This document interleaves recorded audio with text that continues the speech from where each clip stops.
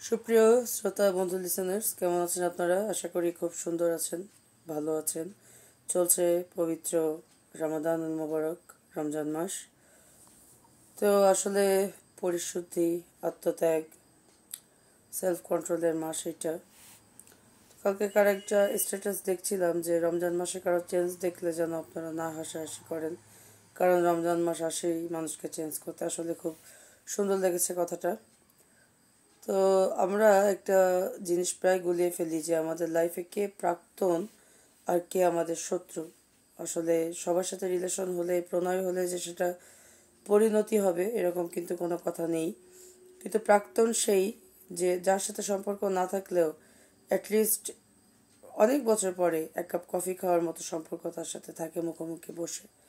কিন্তু সেই শত্রু যে হচ্ছে আসলে আপনি মুভ অন করলেন, আপনি একটা ভালো লাইফে গিয়েছেন, কিন্তু আপনার সে পুরনো কিছু মানুষ রিলেশনে থাকলেই কিন্তু অনেক বেশি সেন্সিটিভ একটা অবস্থায় থাকে। তো সেইগুলো নিয়ে নাড়াচাড়া করা বা সেগুলোকে ভাইরাল করা, এরা কখনোই প্রাক্তনের মর্যাদা আসলে রাখে না, পায় না। প্রাক্তনের একটা মর্যাদাপূর্ণ শব্দ যে অমুকের সাথে আমার সম্পর্ক ছিল, এটা একটা রেসপেক্টের জায়গা ছিল একসময় একটা ভালো মোমেন্টস আমরা একসাথে পার করেছি।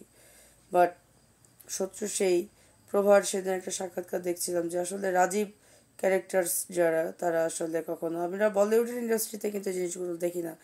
অহরহ প্রেম করছে, তারা মুভ অন করছে, বাট এটা নিয়ে কোনো কাদা ছোড়াছুড়ি নাই।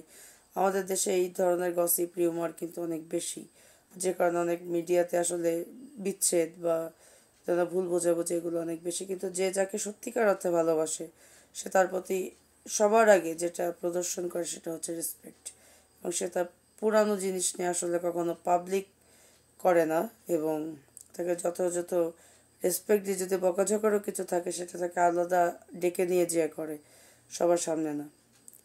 তো অনেকদিন পরে আপনাদের সাথে তো 2 লাইন গান হয়ে যাক। তুমি না ডাকলে আসবো না, কাছে না এসে ভালোবাসবো না, দূরত্ব কি ভালোবাসা বাড়ায়, নাকি চলে যাওয়ার বাহানা বাড়ায়, দূরের আকাশ নীল থেকে লাল, গল্পটা পুরনো, ডুবে ডুবে ভালোবাসি, তুমি না বাসলেও আমি বাসি, ডুবে ডুবে ভালোবাসি, তুমি না বাসলেও আমি বাসি। এটা আমার প্রাক্তন এক সময় পছন্দের গান ছিল। লাইফ যার যার মতো করে মুভ অন করছে, যার যার মতো অবস্থানে আছি।